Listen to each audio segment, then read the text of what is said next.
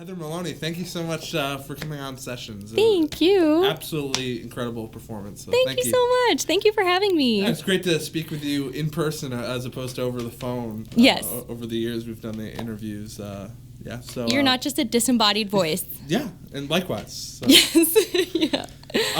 First off, could you tell me about your new record? Yes. Delighted to hear about that. Thank you for asking. So it's called Soil in the Sky, and it came out over the summer, and I've been touring behind it since, and finally bringing it home for a record release soon. Yeah, I was reading that that you have some pretty special things planned for the record release coming up. Yeah. So this it's a record release, obviously, but I just announced yesterday that it'll also be a retrospective.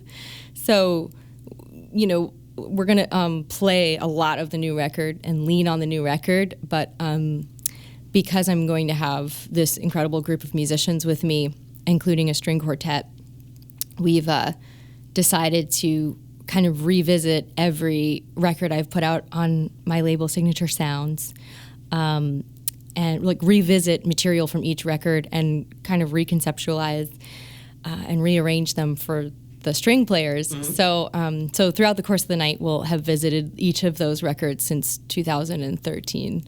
That's pretty incredible. I mean, for you, is it kind of amazing to go back into your back catalog and kind of rearrange songs and kind of figure out new ways to play songs that you wrote years ago? Yeah. It's funny because I feel like I really love the writing part of being a songwriter, and performing was something that really I had to cultivate, because I'm kind of an introvert, and my favorite part for the longest time was the writing part and like reflecting on whatever my experiences were and putting them into a song. And so over the past 10 years of touring, I think I've really fallen in love with performing, sort of as a secondary thing. And but I think what's happened is that because I write so much and I love writing so much, like whenever I write something new, I sort of forget about the old and move on as quickly as possible, because I'm like, well, this song is up for me, or this song's so much better than what I've written before, and I just kind of get fixated on the new. I know the exact feeling. It's like, new, shiny. Yes, Like yeah. I have to finish this new piece. Exactly. You're all excited and pumped about something new. But, totally, yeah. And I think too, like I'm always trying to stretch as a songwriter, especially lyrically. And so I give myself songwriting challenges, and when I learn, when I try to fold in a new writing technique, I get really obsessed with that. And then I listen to my old stuff, and I'm like, no, well, I wasn't doing, the thing I do now. But what this has really taught me, this retrospective has really taught me to have some respect for former versions of myself. Yeah. Yeah, it's been really interesting too, because I'm a really personal songwriter and kind of a confessional songwriter, and so it really is revisiting old versions of myself when I go back into my back catalog. And sometimes I'm like, oh, Heather, you had to learn that the hard way, or whatever. I just sort of talking to my old self and in this process of harvesting old songs for this show. But that's great too, because like I feel like everyone can relate to that, because we all had moments in our lives where you reflect and you're like, oh well, I wasn't the best me in that moment, in that stage of my life. Yes. Yeah. But I sounds so exciting. And where will the show be taking place, and when? Thank you for asking all the right questions. So the show is on October 12th at the Academy of Music Theater. And the incredible Oshima brothers are opening the show. I've been a fan of theirs since I first saw them a few years ago. I was at the International Folk Alliance in Kansas City, and I saw them playing in like a hotel room. And because it's like this. Have you ever been to like a conference like that, a folk conference or whatever? I've heard of people have gone. Though. Yeah, yeah. It's really cool and it's crazy, and all these amazing bands are just playing in hotel rooms. But anyway, that's the first place I saw them, and I was like, wow, these guys are amazing. So a few years later, I'm finally seeing them again, but at the show, so I'm really excited about that. And then the show itself, I'll be joined by my amazing trio, which is Ryan Hummel and Reed Sutherland, and the Cat Femme Quartet, which is a string quartet that originated from Western Mass, although now they're from different parts of the country. So a bunch of local musicians kind of joining you on stage. Exactly. Well. Yes, exactly. And just wondering, lyrically or musically, what are the biggest influences on this latest record? Yeah. So Soil in the Sky is it. In a way, it's the most ADD record I've ever made, and that's for good reason.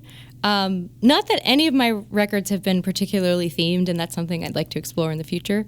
But this group of songs, so there's 10 songs on the record, 7 out of 10 of them were actually voted on by my audience at my live shows. So for about 2 years, I took this show on the road where I played nothing but new material. And at the end of each of those shows, the audience voted on their 3, standout songs. Okay. I didn't make them vote on which ones they didn't like because I couldn't take that. But who can, right? No. So I made them pick their favorites, and then I did that for about 2 years, and I ended up having like a few thousand votes and counted all of them, and ended up with these 7 like top voted songs.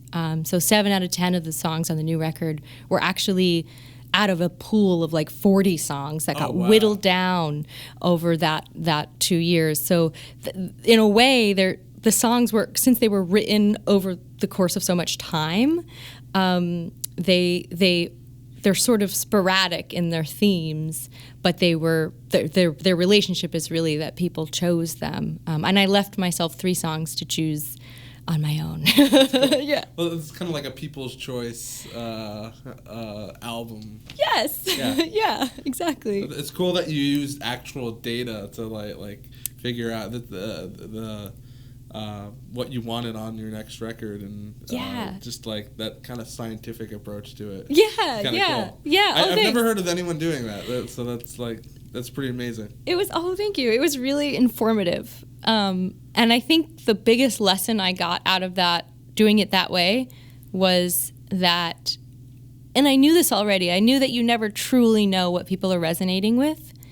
But what surprised me the most was that some of the like top voted songs were, sad ones or introspective ones, quieter ones, subtler ones. It's always the songs that end with a big bang or are upbeat or in your face or like you can dance to that you think people are liking the most because that's what they respond physically to the most.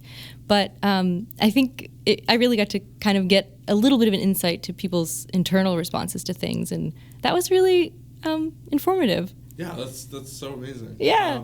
So, kind of the last question, beyond this show, do you have any other upcoming shows in the next couple months in the Valley, or kind of nearby, whether in like Vermont or Connecticut or other kind of New England?